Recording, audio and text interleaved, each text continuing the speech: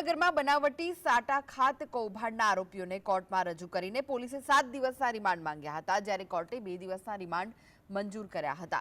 બનાવટી સાટા ખાત કરી મોટી રકમ પડાવવાના તોડકાંડમાં 2 આરોપીઓને જેલ ટ્રાન્સફરથી કબજો મેળવાયો હતો। વર્તેજની જમીનમાં તોડકાંડ આચરનાર આરોપીઓના અન્ય જમીનમાં પણ કાવતરા બહાર આવ્યા હતા।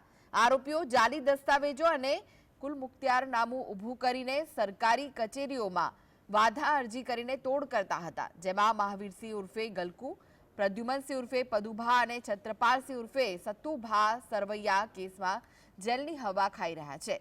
મહાવીરસિંહના પુત્ર રવિરાજસિંહે શિવશક્તિ અને હેરાલ્ડ ગ્રુપ બિલ્ડરના ભાગીદારોને જમીન ખાલી કરાવવા અને પતાવટ માટે ધમકી આપી હતી, જેમાં સુરતના બિલ્ડર વિજય કસોદિયાએ બાપ દીકરા અને સતુભા સરવૈયા સામે નીલમબાગ પોલીસમાં ફરિયાદ નોંધાવી હતી। નીલમબાગ પોલીસે જેલમાં રહેલા બંને શખ્સનો કબજો મેળવી રિમાન્ડ મેળવવા તજવીજ હાથ ધરી છે।